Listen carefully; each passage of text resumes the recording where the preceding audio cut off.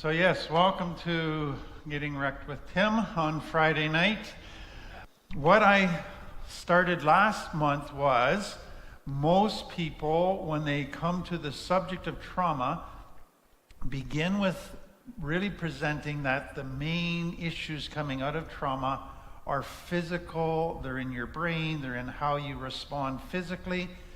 And I go, yeah, there's severe stuff. And we're going to look at that starting next month. But in my experience, the greatest tragedy, the greatest thing negative that comes out of trauma is about your identity. It's an internal change in how you see yourself. So instead of seeing yourself as somebody like a child in a healthy home would, that's lovable, that's valued, that has value inherently in themselves, you go, the reason I'm neglected, abused, abandoned must be because I'm bad. I'm not good enough. I'm not lovable. I'm not valuable. And so your identity goes from being what should be a positive identity in a child to a very negative identity. And what we're going to look at tonight is how that then affects all of life. So we're going to look at 25 things that come out of this shame thing. And so shame to me is the greatest negative thing that comes out of trauma. And it's the least understood, it's the least talked about, and that to me is tragic. Because for what I see all the time is people working on all the physical parts and doing lots of good stuff and working on the physical parts, but if they don't ever work with the shame, pretty soon it's like the physical part doesn't even matter. It doesn't make a difference because they're still operating out of this core belief that they're not good enough. So that is what we're going to be developing. And then last month you were all talking about, okay, are you going to get to some tools for healing as well? And then we're going to get to that. So we're going to be covering a whole lot of material tonight, so buckle up because we got a lot of stuff to go through. So the first of the 60 characteristics, the first thing that comes out of complex trauma is shame. Okay, so we got that. What comes out of shame then is the child says basically this: anybody that gets to know me won't want to connect with me because nobody so far in my life that's got to know me has wanted to connect with me. And anybody that gets to know me, not only will they not want to connect with me, they're probably going to hurt me, they're going to abandon me, they're going to abuse me, they're going to neglect me. They won't meet my needs. So, if I want my needs met, if I want to connect with people, if I want to not get hurt again, I can't let people get to know me. So the number one priority then in the child's life changes. It's no longer I want to be authentic and love and connect, it's I want to hide. So hiding who they think they really are, which is really a lie, but it's what the mirrors have told them they are, now becomes their number one priority because their belief system says anybody that gets to know me is going to reject me. Anybody that gets to know me is going to treat me like I've been treated so far. So now you can see that affects every relationship moving forward. Because if you move into every relationship now with that core belief that if I let this person get to know me, they're going to neglect me, abuse me, abandon me, and not meet my needs, well, I can't let anybody get to know me. And that messes up relationships. But they still have other priorities underneath the need to hide, and they are, I still want my needs met. I still want to be loved. I still want to be respected. But how can I get those needs met without getting hurt, without being abandoned? That's then where I have to adapt. So I'm going to hide myself, but I am going to do adaptations that hopefully will get me some love, will hopefully get me my needs met. And so what we're going to look at tonight are the adaptations that a child develops in order to try to meet these new sets of priorities in their life. So another way to look at it would be with this diagram. So you can see the real self, which they think is their real self, which isn't really. It's a distortion. It's the lies from the mirrors of their life. I have to hide that. But if I'm going to get my needs met, then I have to create personas. I have to be a chameleon. I have to learn to act parts. I have to learn to wear masks. I have to learn to do all kinds of things to get people to like me, to get my needs met. And so what their focus now is not authenticity, their focus is fake. I have to be somebody else. But more than that, what is happening inside is not only do I have to hide myself, is I don't like myself. I wish I wasn't the way I was. So they're still believing that they're the problem. And they're hating that parts of themselves. So here now are the things that begin to come out of this shame and their characteristics of complex trauma, but it's kind of the ramifications of shame. So number one, very hard on themselves, or they judge themselves harshly. So let me give you this diagram again. So you got the real self, then you got the persona, and then you have above that an ideal self. So their little brain was saying, if only I was this way, then everybody would like me. If only I was this way. And what it is this ideal, perfect person.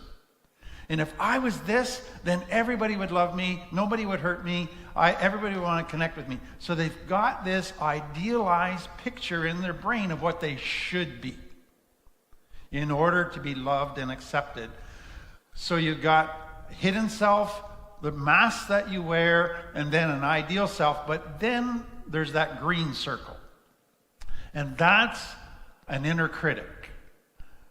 So what shame does is say, you're an imposter. You're hiding the real self and you're fake. You're phony. And it criticizes all the time. And then it also says, hey, you're not meeting the ideal self. So you're failing every day because you're not meeting that standard you've set for what you should be like. So you're failure. See, you're just proving you're that person that you're trying to run away from. So this inner critic in their brain is constantly beating them down. And then every time they fail or do something that doesn't meet their expectations or the expectations of others, that inner critic goes, I'm going to beat you up. I'm going to punish you. You don't deserve to get your needs met. You are a loser. You can't do anything that people would want a relationship with you. And they just beat themselves down, tear themselves down. So their inner critic in their head is a negative person that's always finding fault with themselves. So what I want you to see from that is shame then sets up a system to feed itself. And that inner critic is the thing that keeps feeding shame and saying, see, it's true, you're a loser, you're no good, nobody's ever going to want you, and it keeps feeding the shame monster. So that inner critic, where does that come from? So if you go back to parents that abused a child, neglected a child, abandoned a child, what usually is part of all of that is criticism. Verbal, nonverbal, raised eyebrows, scornful looks, teasing, all kinds of things that are always saying you're not good enough, this is a flaw, this is a flaw. So what happens to the child is their brain is taking everything their parent says and does and putting it in their own brain as an IP or an internal parent. So they're actually creating their own parent in their brain who is just repeating what their actual parents have said, done to them. So that's where the internal critic comes from. And so that's where I get clients all the time. It's like every time I do this, it's like I hear my mom's voice in my head. And it's that mom's criticism, mom's raising her eyebrows. That's that internal critic that now resides there, but it's been reinforced for years by external critics. And the child has internalized all of that. And so now what comes out of that is parents might accept some parts of their personality, but they go, oh, you're too shy, you're too sensitive, you're too talkative. So now they like parts of themselves, but hate parts of themselves. Or they like some parts of their body, but their parents made fun of their weight, or their ears, or their nose, or their teeth. And so now they hate parts of their body. So there's parts of themselves they accept, parts they reject. And they're like, I wish I wasn't like that. I wish that wasn't me. I wish I was somebody else. So they're always managing, I can show this part of myself, but I have to keep these parts from being exposed, because if other people see these parts of my body, personality, they're going to tease me and make fun of me. And so that becomes this internal battle that's going on all the time inside of them due to shame. But the big picture is they just don't like themselves. And so that then goes to what we just talked about. They have to then wear masks. So if people are going to connect with me, I got to be what they want me to be. I can't be authentic. I got to be somebody else. And so that's where they learn to wear masks. So let me just give you a little bit about that. Children growing up don't just wear masks. They adopt roles that will try to get their parents to want to connect with them, to love them, to meet their needs. And so over the years, they've kind of put different titles to some of the roles that children adopt. So you may have heard of these. I'll go through them very quickly. One child might become what we call the hero child, and that is they're going to be super responsible. They're going to do extra chores. They're going to be super polite, super obedient. They're going to be the perfect child. And the parents are going to go, wow, aren't we great parents? Look at our kid. They are an angel. Meanwhile, that child is just trying to get love. That child is just trying to keep the parents from being angry all the time. That child is just trying to get their needs met. Then you'll get a child that we call a mascot or a comedian. And so their approach is, if I keep everybody laughing, then nobody's going to get angry. If I just entertain people and tell stories and jokes and I'm funny and I'm doing pranks all the time, then it's going to make everybody like me. And people want to be my friend.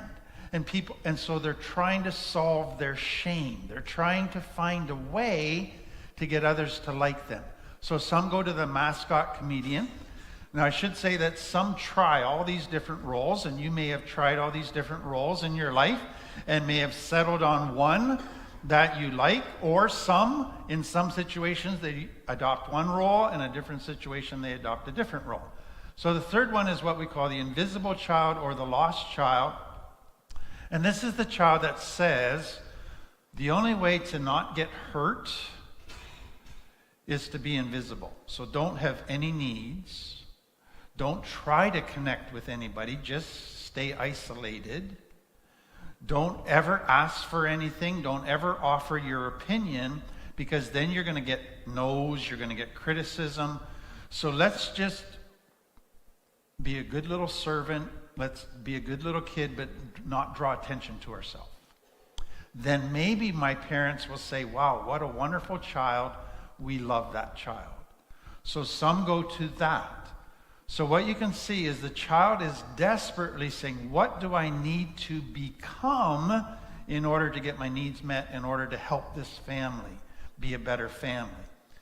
The fourth one is what we call the problem child or the scapegoat, and they basically say, this family is sick, and I'm not going to adopt any role. I'm not going to be fake. I am going to call this family sick, and I am going to call them on their crap. I'm not going to go along with their dumb rules when they're dumb. And so they just are stubbornly defiant to be real. Now, guess what the family does? They go, wow, we got a problem with this child. They're not going along with our rules. They're not going along with our agenda. They're not allowing us to get away with neglecting or abusing them. This is the problem. This is why our family is having problems, is because of this child. And so that's why they call it the scapegoat. But if you look at the first 3 children only, and you were to go into that family, you go, wow, this is a wonderful family. Look, you got a hero here, you got a comedian here, you got this invisible little child here. None of them cause problems. They're all wonderful kids. Meanwhile, this is one hurting family.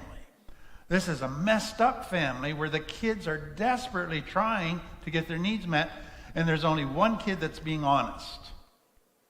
And he's being called the problem.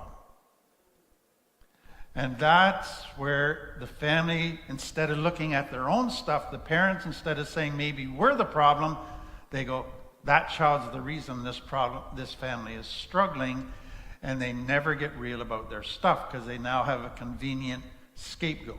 So that is what happens in many families, sadly, where there's complex trauma that takes place. The next characteristic that comes out of shame is the people-pleasing or the fawn response. So that's the child that says, I can't fight, I can't flee, I got to live with these people that are neglecting me and hurting me.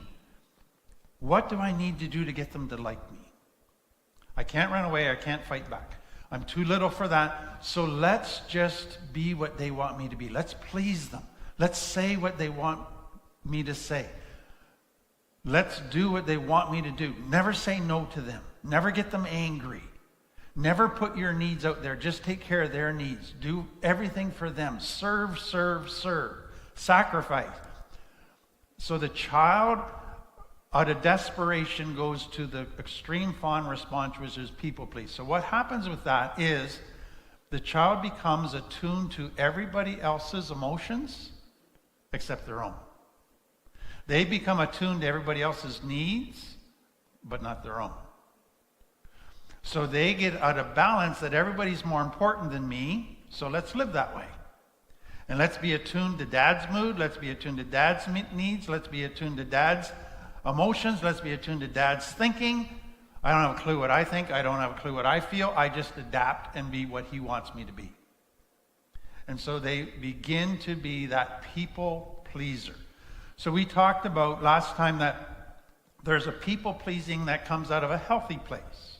It comes out of love. I want to please you because I love you, but when there's love there, I'm also willing to say no to you at times. I'm also willing to not please you at times if you want me to do something I shouldn't. But when it comes out of shame, it's I must please you no matter what. And the reason I'm doing it is so you'll like me. So you'll meet my needs. So I am giving in order to get. So it's not genuine love. It is actually survival dressed up like love. And that's what's happening in the people pleaser. And so sadly, in many cultures and churches, people pleasing is actually praised and validated. So you get a lot of shame-based people that thrive in these environments, but they're burning themselves out. They never say no, and they're sacrificing to the point of neglecting themselves. And it becomes a problem for their families and themselves eventually. Okay, the next one to me is a huge one, and I want to take a wee bit more time on it. So what comes out of shame is the child believes they have no inherent value. So they feel, I am not lovable, I don't have value. Otherwise, if I had some value, people would want to connect with me. People would want to meet my needs. The fact that my needs aren't being met, people don't want to connect with me, I must be a zero when it comes to having value. But we're driven to need a sense of value. That's part of what human makeup is. So what begins to happen is the child adapts. How am I going to gain a sense of value? Well, I don't have it inherently, so I must get it from externals. So I don't have it from being, I must get it from doing. So they become, instead of a human being, a human doer. That's where their value comes from, because they don't feel it inherently. So let me give you quickly things that people do, and you can check off if you've done any of them. So number one, let's compare myself with others. So let's find an arena that I'm pretty good at. So let's say I'm really pretty or really smart or really good at sports or whatever. I'm going to compare myself with other kids, and I'll always come out on top. Oh, I'm smarter than them. Oh, I'm prettier than them. And that's then where my value comes from. And then as you get older, I'll get a job that has status, power. I'll get possessions and money. And that I will compare myself and come out on top. Now, some kids weren't able to compete in any of those arenas. But the one area where they seemed to get attention was when they were bad. That was the only time their parents wanted to connect with them, was when they wanted to punish them. And so they said, well, it's better to get some attention than no attention at all, some connection than no connection at all. So if being bad gets me connection and attention, I'll be the baddest of the bad. And that's where my value is going to come from, as being a bad boy. And so some do that. Some find that in religion. I'm going to be more spiritual than everybody else by doing more spiritual checklist stuff, and that's where I'm going to get a sense of value. So what you can see from that is that leads to a midlife crisis. So what happens if all your value came from your body and your beauty, and then you hit 40 and then 50? You go, oh, I'm losing it. And that's where we get the term cougars and puma, where you still got it when you're 40, 50, and 60. But that's what's happening. As soon as you base your value on an external, there's always the danger of losing it. And so now you live with insecurity. Now you have to keep trying to prove yourself. Now everybody that comes along that's also pretty now is a threat. I can't be a friend with them because they're the competition. In fact, they're the enemy. I need to put them down. I need to build myself up. So it leads to all kinds of stuff. But what you're really doing is saying the solution to shame is to be superior to everybody. And I would choose the arena. So that's what some do. Another thing that many do is the first thing that they got validated for as a child is what causes them to feel that's where my value comes from. So if they got told you're so pretty, or you're so smart, or you're so good at sports, then they go, okay, I'm going to pursue that because that's what I'm good at. That's what gives me value. Some, the first time they got people laughed at like they were funny. Now they go, wow, people think I'm funny. So now they're going to try to be funny all the time because that's their source in their mind of what gives them value. And then common one is the way to have value is to help people. If I'm helping people, then I must have value. So now I'm going to go rescue needy people. I'm going to go help needy people. So again, that can come from a very good, loving place, but you can see that can come from shame, trying to find value. And so their value now always comes from needing to rescue people, needing to help people. But that means they always got to be finding somebody sicker than them. And that can lead to some problems. One that some people find is the only time they got attention, the only time parents kind of heaped love on them is when they were sick or when they were in pain. And so they go, oh, okay, I must have value when I'm in pain, when I'm sick. So I'll just always have a new crisis, always have a new problem, always have a new sickness, because then people flock and give me attention. So what you can see again is shame says I can't develop good feelings about myself because I feel a zero. So I need to get others to give me positive attention. And if they give me positive attention, then that makes me feel good, and that maybe will solve my shame. It doesn't work, but that makes sense to a child. Another one is to be a martyr, and that is sacrifice, give, be tired all the time. Oh, I just so exhausted after all I've done this week. And everybody goes, oh, you're such a saint. You're such a wonderful person. And they go, that gives me value. And then your career, your position, all of those become things. Becoming a parent. Sadly, I work with so many people with huge shame, and the reason they wanted to become a parent was that somebody that needed them. Somebody that would love them back. And I go, that is so tragic, because that actually creates complex trauma in the little child, because now they feel they got to be a parent to their needy parent. And so that happens for many people.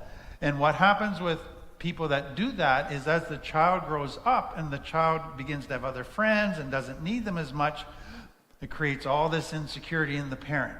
And then they try to control the child. They try to draw them back in so that the child needs them again, and it sets up all kinds of terrible dynamics.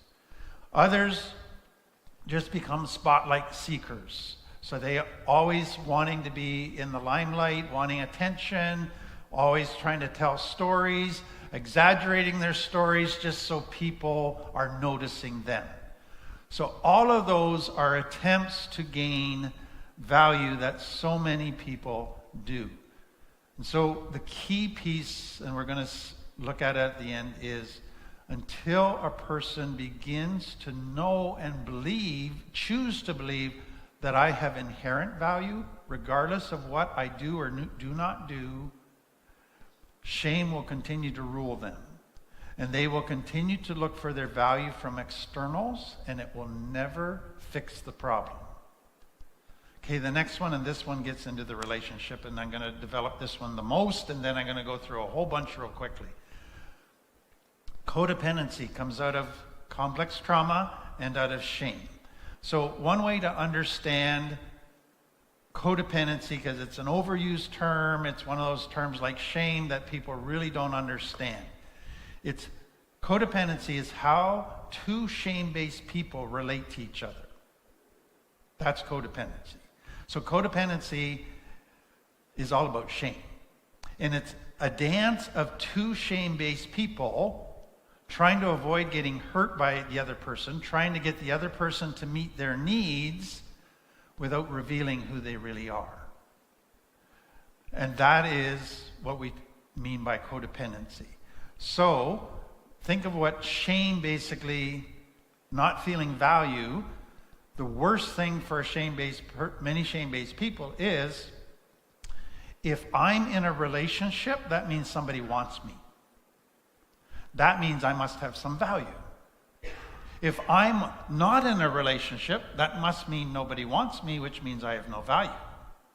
Therefore, logical, I must always be in a relationship. And so that's where, coming out of shame, there's a type of codependency that's actually a relationship addiction. I need to be in a relationship to feel I have value, to feel I am desirable. And that is what drives many, many people. So let me give you kind of how this comes out of shame. So you got shame in the lighter blue box. People are going to respond or try to adapt to shame in kind of two main ways. So the one is the person that just gives into it and says, I'm a loser, the inferior, the dark blue. And it's like they don't even try to compensate. The other is the person that we've described, that I'm going to try to prove I'm better than others. I'm going to help others. I'm going to have a good job, position, all of those things, but I have to be superior. What then happens? So both of them are driven by shame, but can you see how they then attract each other? So now the superior person, they go, I'm going to find an inferior person, and so the kind of the pinkish box is, I'm going to help them, I'm going to rescue them. That's going to make the inferior person feel, Oh, somebody noticed me. Somebody is helping me. Oh, that just feels so good. And that seems to solve their shame. And then what does that person do? They go back to that superior person. You are wonderful. Thank you. You're the greatest person around. And that, to the person who's trying to be superior, seems to solve their shame because they're getting all this praise and accolades. And so they're feeding each other, trying to solve their shame. So that's part of the dance. Okay, so that's the beginning. That's when it all seems to be working. But it doesn't work. So what happens after a while? Both start getting discontent. Both aren't feeling in love with each other anymore. Both aren't excited about each other anymore. They both start complaining. They both start shutting down a bit more. So back to the previous one, just so you can, again, appreciate what's happening. The person who's superior, when they meet that person that they see as inferior, the needy person, they make that person the center of their world. They make time for them, they sacrifice, they listen for hours to them, they buy them gifts, they make them the center of the world. And that's what makes the inferior person feel so much love and value, and it seems to solve their shame. Once it stops working, and now they're discontent, the superior person goes, I'm the boss around here, and they become a narcissist. And it's all about my needs now, and you better be taking care of me. And so now you have conflict, potential neglect, abuse, all kinds of different things come out of that. The biggest fear of shame, if we go back to the shame thing, is you're going to abandon me. And so what happens when it starts breaking down? I'm going to lose the other person. And so we're fighting, but I can't let them go. I can't end this relationship. So let's try to get a little help to fix the crises and maybe get our marriage straightened out. But nobody's dealing with the shame. They're just fixing all these little crises. So you get conflict that happens because it's not working. The superior person gets angry at the other person. The other person, the inferior person, gets full of fear that they're going to be abandoned. So what do? They give up their needs. I'll serve you. I'll do whatever you want. And they're extra attentive. They do extra things for the other person. They give up more of their needs. The next conflict. Give up more needs. Give up more needs. Give up more needs. Trying to make this work. And that's the dance. And so, after a conflict, everybody's on their best behavior again, and it seems to go back to the honeymoon where everybody's happy again, but it's not working, and it breaks down. So over time, what begins to happen is the honeymoon periods get shorter and shorter, the conflicts get more intense, last longer, and it just keeps breaking down. But they won't let go. Some eventually say, well, it's going to break down eventually. I'm just going to go move on to another affair. And this is where it gets really interesting, is a lot of people don't end the relationship and then sit there being a single person again. They get somebody else in the wings so that the day they end it, they can move on to the next one. So they're not alone. Shame driving all of it. And so that's where the needy person, as they feel it falling apart, they can become even more needy. They can become clingy. They can even create crises, trying to draw the other person back in to rescue them. The superior person, they can try to create a crisis, try to get the other person sick so they need them to draw it back in. So they're all trying to keep this together, but it just keeps breaking down. So let me just say this. We do a whole series on codependency because it's such a big thing. What I want you to understand tonight is just the basics of it, and that it's all driven by shame. And it's two people with shame who've responded in different ways that are attracted to each other, but until they actually deal with the shame, they're going to keep doing a dance that's gradually breaking down more and more. Okay, so I'm going to go really quickly here through the next one. So you can see shame then leads to people will value me and respect me and meet my needs if I'm perfect. So you end up with a perfectionist. But then you get the characteristic where I've worn masks all my life and hidden my real self, and I hate my real self. I don't even know who I am. I don't know if the mask is the real me. I don't know what the real me is because I've hidden everything. And so most people that come out of shame don't know who they really are.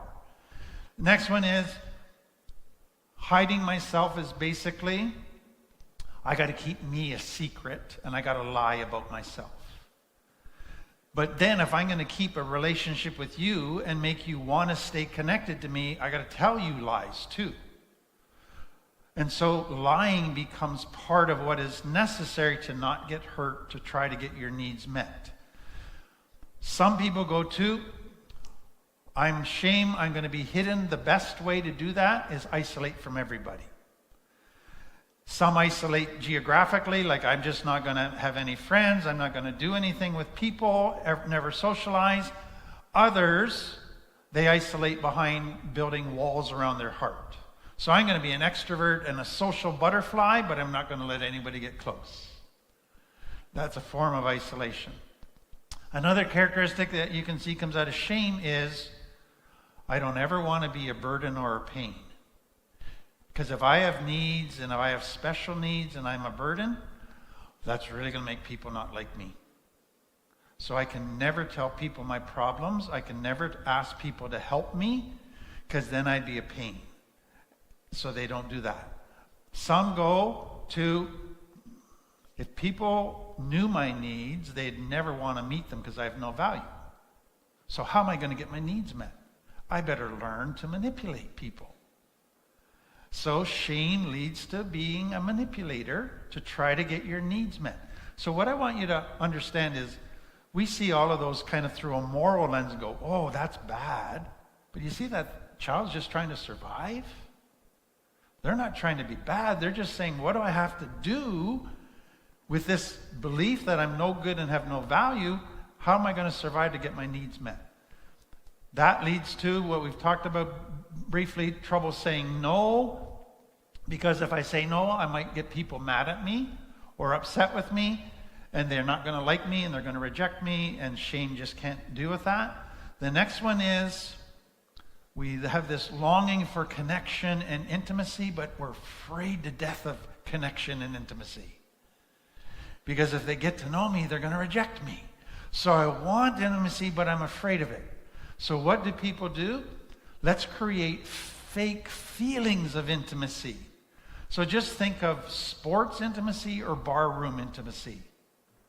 Everybody feels real close and warm, and we're bros and we're a team, and let's all hug each other and pat each other on the bum, and all of that kind of stuff goes on. I don't have a clue who you are. You don't have a clue who I am, but we create feelings of closeness. And so that's what they try to do, but it doesn't satisfy because it's not true, healthy intimacy.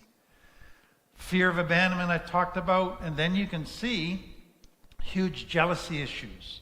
So basically, shame says, I'm not much of a catch. You're going to find somebody better than me. So now I'm afraid you're looking. Jealousy. Every time you talk to somebody, they're probably found that they're better than me. They're going to leave me. Jealousy, jealousy, jealousy. Deep longing for validation comes out of this shame need. Would somebody please tell me I have value? It's just a deep longing. Many would never say that, but they feel it. Hypersensitive to disrespect. So shame basically has this belief. Everybody that looks at me looks down on me because I'm a zero. So now I will interpret what everybody says and does as being a judgment. So there's a hypersensitivity to disrespect. Hypersensitive to criticism as well. And then image is more important than reality. So shame says I have no inherent value, So my value has to come from externals. So that means my image that I present to the world is more important than who I really am. So let's focus on creating an external image that I can present and not even focus on our internal world, because that's broken beyond repair. So all of that goes into image. Many insecurities, and then promise more than they can deliver. So a shame-based person says, if you're going to like me, I got to promise you a whole bunch of stuff. I got to kind of make it sound like I'm better than I am, that I can perform more than I actually can do. So they promise more than they can deliver, so they make all kinds of promises, then they spend half their time trying to figure out how to wiggle out of those promises. And then super responsible, the hero child, or super irresponsible, I'm a screw up, I'm going to fail anyways, so why even try? Let's just do nothing. And then tending towards being rigid, extreme dogmatic in their thinking, so I gain my value from being very opinionated. Okay, so that's very quickly 25 characteristics. So we got through 25 out of the 60 in one night. Let me quickly go to the healing. And we do a whole series on shame as well, with 2 talks that I do on healing. If you want to watch them on YouTube, you can. But I just very quickly, self-awareness. Begin to understand what triggers those shame beliefs and feelings. So what triggers you to feel shame, or to start thinking shame lies, or to start beating yourself up? Understand those triggers, so self-awareness, and then understand, once you're triggered, how do you behave? How does it affect you? How does it affect your actions? How does it affect your thinking? How does it affect other emotions? As you begin to understand your triggers and your patterns, what's going to happen is the next time you're triggered and you start to act, you're going to go, oh, shame must have been triggered, because that's what happens when I get triggered by shame. Wonder what's going on here. And you can stop it before it progresses, and you can get to what is going on so that you can begin to heal it. Second thing, replace the lies that shame has taught you about yourself with the truth. So there's an element of healing from shame that is cognitive. It's your thinking. It is changing that. Now what's important is that's only one piece of the healing. A lot of people try to put all their eggs in that one basket and say, just change your thinking, and that'll fix it. That's one part. You got to do a whole bunch more, though, if you're going to actually heal from shame. Third one, gain a sense of what gives me value. I do have inherent value. So we know this. If you look at a little baby that comes into the world, it can't hold a job. It just burns through your money like crazy. It takes all your time and doesn't give you anything back but poop and barf and all of that. And we love them. They can't perform, but they have inherent value. So we know that humans have inherent value. That's why we treat babies the way we do. And that's why we treat elderly people who can no longer keep a job, who have Alzheimer's. We still care for them because they have value. So you do too. So that's where you begin, is by saying, I don't feel value, but I know I have it. And that's a good enough place to begin. Next one, this is important. So we're going to look next time at our brain. And we have a limbic brain, which is our emotional brain, and then the cortex brain, which is our thinking adult brain. The limbic brain is the child brain, and that's where shame is. And it creates the feelings of shame and the distorted beliefs of shame. So what happens when I get triggered is my limbic brain makes "you're a loser" feel true. What I need to do is go to my cortex and say, but I know I have value. That's the truth. My limbic brain is lying to me right now, so I'm going to believe the truth. Second thing is your limbic brain says, treat yourself the way you're feeling right now. So if you're feeling like a loser, treat yourself like a loser. Beat yourself up. The cortex says, no, you have value. Treat yourself with respect, even though you feel like you don't deserve respect. And so the battle begins by getting out of my limbic brain into my cortex and acting based on what I know is true, even though it doesn't feel true. And I treat myself with respect, even though something in me wants to beat myself up and put myself down. I choose to treat myself with respect. So what we often say to clients is, you're acting your way through your cortex to a re-education of your limbic brain, to a new way of feeling about yourself. But it has to start in your cortex. Next one, choose to accept yourself. Choose to accept the body that you have. Choose to accept the personality that you have. It's a choice. It begins there. That is very difficult, but it is an important part. So healing shame isn't feeling better about yourself as the first step. Healing shame is choosing to accept the package, who you are. And that's where it begins. Next, accept your past. Many people look back and it feeds their shame. I am a loser. Look at all the crap that happened to me. Look how nobody wanted to be with me. And they just keep feeding off of all of that negative stuff in their past. And what I say to people is, you can't go back and change your past. You can't go back and get new parents. You can't go back and get a different childhood. Accept that and learn from it. And let it guide you to actually growing.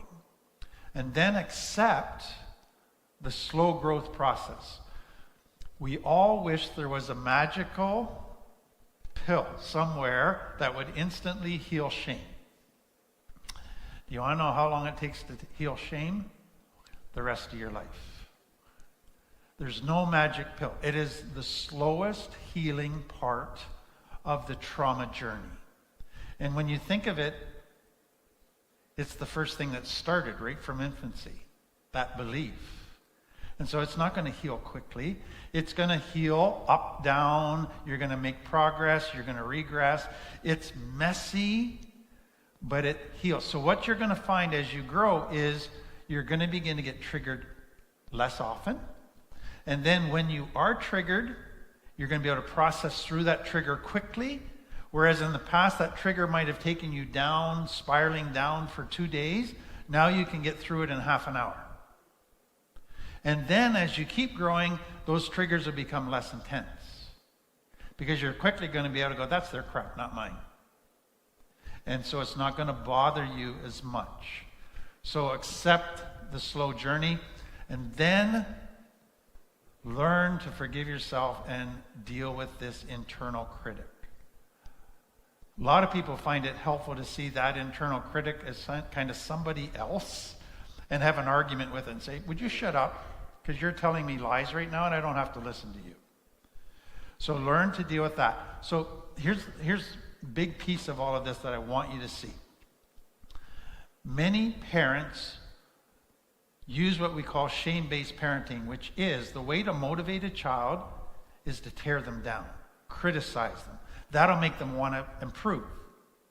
And that works short term. And studies have shown that. But if you do that as the norm, it eventually beats the child down so they don't want to. So what happens to a lot of people when they come into working on themselves is they still try to shame-based parent themselves. They beat themselves down, thinking that's going to motivate them to want to change.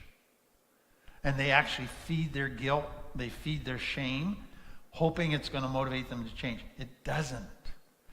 So there's over 100 different tests that have been done to say what is the one main thing that causes lasting change and a desire to change. People were expecting shame. Guess what it was? Self-compassion. Be kind to yourself. Forgive yourself. Say, hey, I can't go back and redo that. I'm not going to beat myself up, but I'm going to learn and I'm going to change. I'm not saying it was okay, but the solution is not beating myself up. The solution is changing. So learn that self-compassion. That is such an important part. And then find accurate mirrors.